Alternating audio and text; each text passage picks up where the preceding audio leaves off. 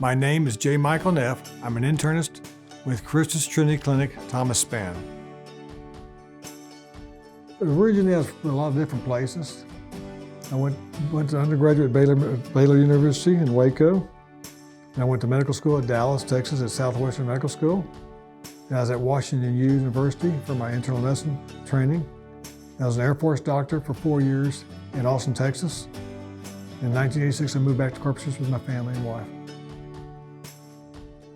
I think my grandparents were influential to me, but really just for education, but really, I've been pretty independent most of my life. I mean, there's too many people to name.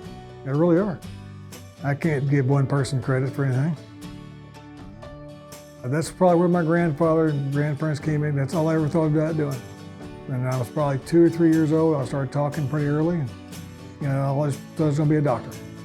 And basically, I remember I was probably 4 or 5 years old. I got my first little medical book, an anatomy book. I still got it. And that's all I ever wanted to do. There's no question what I was going to do.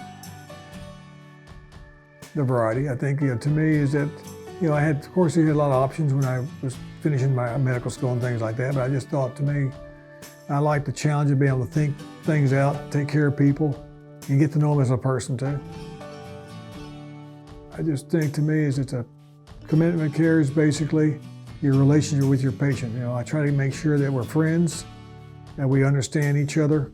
I try to be available as much as possible, and I try to get them where they can trust me, where we can actually talk about anything that's worrying them on that.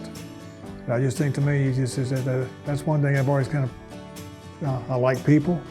I get along with everybody real well, and I think most of my patients, like me, feel that most of them trust me with what they want to say. They're not hiding things from me. And that way I can kind of get into their head and whether there's something to worry about or not worry about.